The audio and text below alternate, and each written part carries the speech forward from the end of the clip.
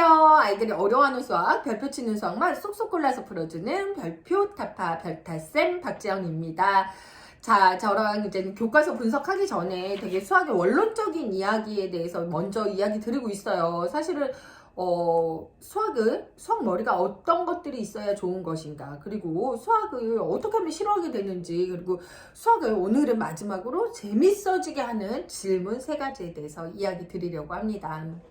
제가 이제는 뭐 현장에서도 일했고 저희 아이들도 가르쳐 보고 이랬는데 적절한 질문을 잘 해주는 게 굉장히 중요해요. 그냥 문제만 막 풀고 이렇게 해서 끝나는 거는 정말 무의미하거든요. 그래서 제가 사실은 이제 어머니 교실 같은 데서 이제는 이런 강의를 예전에 했었어요. 이런 질문을 3가지 하셔라 라고 얘기했더니 어떤 어머님이 그러더라고요.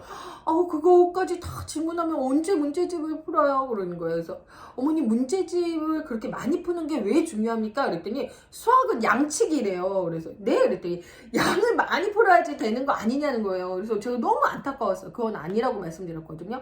정말 하나를 해도 제대로 풀어내는 것이 굉장히 중요해요. 그러면 어떤 질문 3가지인지 제가 이야기 드리도록 하겠습니다. 네, 3가지 how, 영어로 제가 정리를 해봤어요. 네, 그리고 why, 그리고 what. 네, 이런 질문을 3가지를 해주셔라 라고 제가 정리를 했는데요. 야, 이거 어떻게 풀었어? 왜 이럴까? 왜 용어가 이럴까?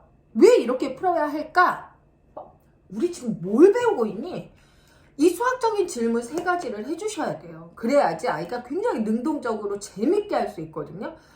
어떻게 풀었는지도 몰랐는데 우연히 맞았어. 선생님이 이렇게 하라 그랬어. 이거 왜 이거니? 그냥 변은 이거 외우는 거야. 너 뭐 배우고 있니? 언제 배운 거랑 연결이 되니? 몰라. 이렇게 얘기하면은 참 이제는 수학이 재미없어지는 거라는 거예요. 그래서 이 질문을 어머님이 정확하게 적절하게 해주시는 게 중요하다. 그러면 이제 how 먼저 얘기 드려볼게요. 아이가 문제집을 풀어요. 그러면은 다 맞잖아요. 그러면은 항상 좀 물어보셔야 돼요. 이거 어떻게 풀었어? 한 2개 정도만 이제 그날에 배운 뭐 문제의 스타일이 있잖아요. 그러면 이거 어떻게 풀었어? 너무 잘했다. 그러면 아이가 설명하게끔 해주셔야 돼요. 그러면 설명하면요 되게 놀라운 과정이 생겨요. 우리 아이가 내가 생각하는 방향이랑 되게 다르게 풀고, 해답지가 방향이 다르게 풀고, 그리고 학교에서 배운 방향이랑 좀 다르게 풀 때가 많이 있어요. 그러면 크게 칭찬을 해주셔야 돼요. 벗어나지 않는 선 안에서는 너 되게 재밌는 생각을 했구나 라고 이야기를 해주셔야 돼요. 왜냐하면 수학적 사고력이 뭐냐면 문제를 다각도로 분석을 해야 돼요. 분석해서 여러 가지 방법으로 해결해 나가는 능력이거든요. 우리 어머님도 수학적 사고력 있길 바라시잖아요. 그죠? 수학적 사고력이 다른 게 아니에요. 문제를 다각도로 볼 줄 알아야 돼요. 그걸 분석을 하고 여러 가지 방법으로 이렇게 할까 저렇게 할까 그거를 해결해 나가는 능력이 수학적 사고력. 그러면서 논리력, 추론력이 생기는 거거든요. 유추하는 능력이 생기는 거고. 이게 사실은 굉장히 중요한 능력이에요. 어떻게 풀었는지 이런 것들을 좀 아이가 이야기를 해줄 수 있어야 돼요. 맞은 문제는요 그냥 맞았으니까 끝이라고 보시면 안 돼요. 어떻게 풀었는지 한번 물어보셔야 돼요. 예를 들면 제가 굉장히 놀랐던 경우였는데 8 더하기 7을 문제를 냈어요. 근데 이 아이가 연산을 잘 못하고 손가락을 하는데 요거는 그냥 바로 쓰는 거예요. 그래서 제가 입모양을 봤어요. 그런데 갑자기 구구단을 외웠었거든요. 그러니까 뭐라 그럴까요? 8이 16 이렇게 하는 거예요. 그러더니 6에서 이렇게 하나 빼서 손가락 쓰면 하나 빼서 이렇게 쓰는 거예요.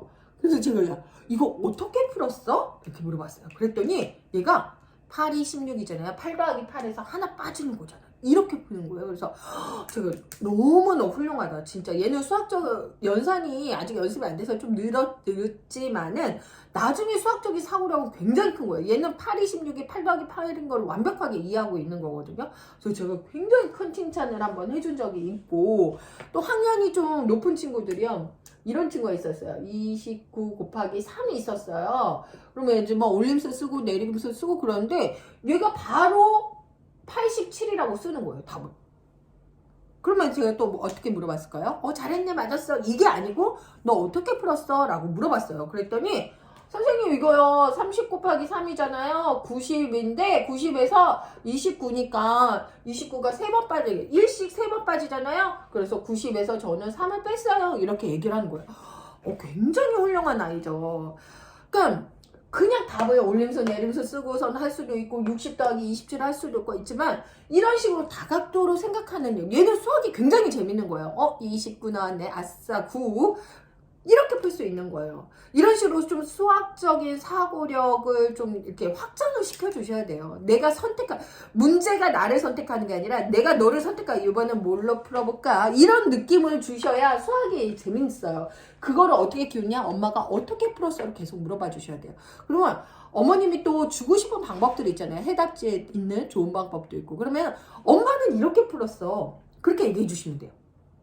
그러니까 못 푸는 문제, 막 틀린 문제 가지고 싸우지 마시고 맞은 문제에 대해서 칭찬을 해주시고 우와 대단하다 이러시고 그리고 엄마는 이렇게 풀었어. 또 이런 문제가 있어요. 옛날에 이게 겹치기, 테이프 겹치기 있잖아요. 여기가 테이프 겹치기면 10cm 짜리가 두 개가 겹치는데 여기가 2cm가 겹친 거예요. 그럼 우리 어머님들 대부분 어떻게 해요? 야 이거는 10 더하기 10 해서 나중에 2 빼야 돼 그랬어요. 근데 어떤 애는 어떻게 풀까요? 8 더하기 10을 하기도 한단 말이에요. 10 더하기 8도 하기도 해요. 이렇게 애한테 어떻게 풀었어 물어보세요. 이거 틀린 방법인가요? 맞은 방법이잖아요. 근데 해답지에는 이렇게만 있어요. 그죠? 대부분의 해답지가 이렇게 있고 학교에서도 이렇게 가르쳐줘요. 그렇다 보면은 아이가 굉장히 다각도로 생각했는데 한 가지 사고 방향으로 못 가는 거예요. 학교의 흐름, 선생님의 흐름, 학원의 흐름, 또 과외 선생님의 흐름, 엄마의 흐름. 이거는 사고력, 수학적 사고력을 저해시키는 가장 지름길이에요. 그렇기 때문에 어떻게 풀었어를 굉장히 많이 물어봐 주시면 아이들이 수학을 재밌게 할 수 있습니다. 그 다음은 왜야? 왜 이렇게 됐어? 이렇게 어떤 애가 이제 와가지고 얘를 자랑을 하더라고요. 여기까지 보이죠? 네, 그리고 네 이렇게 할게요. 짠짠짠짠. 네, 삼각기둥까지 그렸어요. 자, 그래서 얘를 선생님, 제가 뭐라고 부르니? 그랬더니 얘가 선분이래요. 너 공부 좀 하는구나. 그러면 얘는 뭐라고 부르니? 그랬더니 얘는 변이라고 부른대요. 얘는 모서리라고 부른대요. 세 개 다 고든선인데 왜 그렇게 이름이 달라? 그랬더니 학년이 지나가면 이름이 바뀌어요. 이러더라고요. 학년이 지나면서 이름이 어려워지는 거예요. 막 이러는 거예요. 그래서 제가 굉장히 웃었는데 선분이 도형으로 평면 도형으로 들어가면 이름이 변으로 바뀌는 거고 변이 입체 도형으로 들어가면 모서리라고 바뀌는 거야. 제가 이렇게 얘기를 한번 해줬어요. 그러니까 아이들이 사실 굉장히 안타깝게 왜라는 이야기를 정말 하지 못하고 그거에 대해서 의문을 해결하지 못하고 답을 내는 경우가 굉장히 많다는 거죠. 그래서 그런 부분을 얘는 다 그냥 암기한 거예요. 그죠? 암기하면은 얘는 수학이 재밌을까요? 재미가 없다는 거예요. 그래서 이런 부분이 굉장히 안타까웠어요. 어떤 아이들 같은 경우는 막 중학 선행을 하고 온 거예요. 아주 큰 학원 가서 그래가지고 이제 테스트를 봤어요. 근데 음수 곱하기 음수가 양수를 되게 잘 맞췄더라고요. 야, 근데 왜 음수 곱하기 음수가 양수야? 내가 물어봤더니 선생님 그렇게 외우라 그랬어요. 음수 곱하기 음수는 양수예요. 이러고 있더라고요. 잘 외우고 있더라고요. 근데 사실 되게 안타까운 거예요. 왜라는 의문을 가지고 왜라는 그거에 대해서 지적 호기심을 해결하지 못하면 그건 암기하는 수학이에요. 암기하는 수학이고 재미없는 수학이에요. 왠지를 알아야 돼요. 네, 그럼 문제를 아주 많이 푸는 건 중요하지 않다. 왠지 알고 왠지 이해하고 그런 수학을 해주셔야 아이들이 재밌다는 거예요. 하나 더 예를 들어볼까요? 얘는 5분의 1 곱하기 3분의 1이 분모를 곱하면 된다 이렇게 외우더라고요. 그래서 제가 왜 그러냐고 물어봤어요. 그랬더니 아이들이 분모를 곱하는 거예요. 그냥 이렇게 얘기해요. 참 안타깝죠. 근데 이 위에 보시면 이게 5분의 1이잖아요. 이거의 곱셈의 뜻은 5분의 1의 3분의 1이에요. 5분의 1을 자른 거 중에 3분의 1을 짠 거예요. 얘예요, 얘. 그죠? 5분의 1에 3분의 1. 얘는 뭐예요? 15칸 중에 하나거든요. 그죠? 그래서 15분의 1이에요. 그죠? 이런 식으로 좀 설명을 할 수 있어야 재밌는 거예요. 암기하지 않아야 재밌다는 거죠. 이런 부분이 사실 굉장히 좀 안타까운 부분이어서 좀 아이들한테 왜라는 질문을 해주시고, 참 왜라는 질문을 했을 때 엄마가 대답하기 굉장히 어려운 경우 많이 있죠. 요새 뭐 미디어가 워낙 발달됐지만 근데 수학 동화 같은 경우를 좀 많이 활용을 해주셨으면 돼요. 이거 한번 읽어볼까? 라고 이야기해 주시면 좋을 것 같아요. 그래서 지금 제가 약속을 여기서 드리면 되나? 그러면서 수학 동화 이제는 아이들 학년별로 읽으면 좋은 수학 동화를 한번 제가 정리해서 네 보내드리겠습니다. 약속 드릴게요. 네 3,000 구독도 넘었는데 이제 예, 선물 드려야죠. 그래서 학년별로 읽은 수학 도서를 제가 네 이번 주에 좀 정리를 하고 네 이렇게 모음 자료는 제가 조금 모아놨는데 좀 예쁘게 만들어서 제가 여러분들한테 보내드릴게요. 자, 제가 여기 이메일 주소 남기거든요. 그러면 이메일 주소로, 네, 주세요라고 해주세요. 그러면 제가 답장, 이메일 주소로 막 잘못 남기시는 경우가 있어가지고, 그냥 저한테 메일을 주시면 제가 답장으로 보내드릴게요. 그래서 주시면은 초저, 초중, 초고 해가지고 세 단계로 학년별 수학 도서 어떤 것들 읽으면 좋을지 말씀드리겠습니다. 그래서 왜라는 질문에 답을 주셔라. 마지막으로 무엇을 배우는지 아이가 알아야 돼요. 자, 무엇을 배우는지. 우리 아이들이 지금 뭐 학년 이제 올라가면서 이제 각을 배워요. 각을 배우면 그 전엔 뭐 배웠을까요? 내 선분에 대해서 배웠고 그 전에는 평면도형 그리고 1학년 때는 입체도형, 평면도형 이런 것들에 대해서 배웠단 말이에요. 그래서 이 각에서 반직선 이런 것들이 나오지만 그 전에 배운 거랑 어떤 연계가 있고 이런 것들을 조금 알고 있어야 돼요. 그래야지 아이들이 이 그냥 우물한 개구리에서 공부하는 경우가 되게 많아요. 그러면 제가 예를 들어서 지금 세 자릿수 이제 3학년 2학년 올라가는 애들이 뭐 3학년 올라가는 애들이 세 자릿수 덧셈 뺄셈이 나왔다 그러면은 우리 그 전에 뭐 배웠었어? 2학년 2학기 때 이거 배웠구나. 2학년 1학기 때는 이거. 교과 연계를 애들이 더 파악하고 있어요. 나 맞아. 2학년 1학기 때 이거 여러 가지 덧셈과 뺄셈 했었지. 아, 이래서 배웠구나.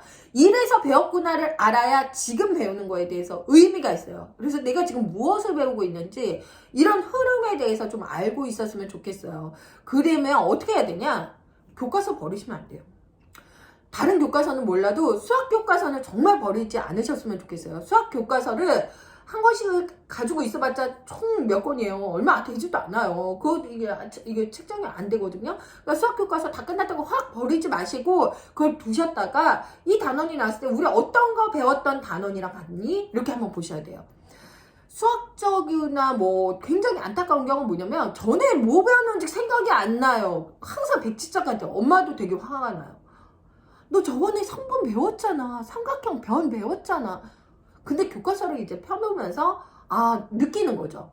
그리고 만약에 잊어버렸다 그러면 이때 내가 이거를 더 신경을 쓸까. 변이라는 말이 이럴 때 뒤에서 각도에서 나올 때 쓰려고 그때 배웠구나. 이거를 알면 무엇을 배우는지를 굉장히 아이들이 캐치할 수가 있어요. 그래서 수학을 재밌게 하는, 수학에 배우는 의미를 아는 거죠. 그죠? 네. 제가 또 이제 약속 드렸으니까 수학 동화 정리해 보도록 하겠습니다. 자, 오늘까지 수학이 재밌어지는 질문 3가지 말씀드렸어요. 어떻게 풀었어? 오답 말고요. 그죠? 어떻게 풀었길래? 이거 말고 어떻게 풀었어? 대단하다. 엄마는 이렇게 풀었는데 어떻게 풀었어? 2번째, 왜 그럴까? 이거는 사실 용어도 마찬가지예요. 용어. 애들이 최대 공약수랑 최소 공약수 이 말 자체를 되게 헷갈리는 거예요. 최소 공약수가 있습니까? 최소 공약수는 항상 1이에요. 그죠? 이 말 자체를 몰라서 그래요. 최소 공약수란 말도 없는 거예요. 그래서 그죠? 최대 공배수라는 말이 있을 수 있냐는 거예요. 그거를 알아야 되는데 그냥 막 암기하다 보니까 어렵다는 거예요. 그래서 왜? 얘 이름은 왜일까? 왜 최소 공약수는 없을까? 왜 최대 공배수는 없을까? 이런 왜라는 질문을 계속 해주셔야 된다는 거예요. 자, 3번째는 뭐냐면 무엇을 배우고 있을까? 내가 지금 무엇을 배우고 있지? 이거에 대해서 생각을 하고 전에 이런 거랑 배운 거랑 연결되는구나. 교과서 버리지 마시라. 네, 이렇게까지 말씀드렸습니다. 다음 주부터는 본격적인 교과서 분석 들어가는데요. 저랑 함께 새학기 교과서 같이 훑어보아요. 네, 다음 시간에 만나요. 메일 많이 주세요.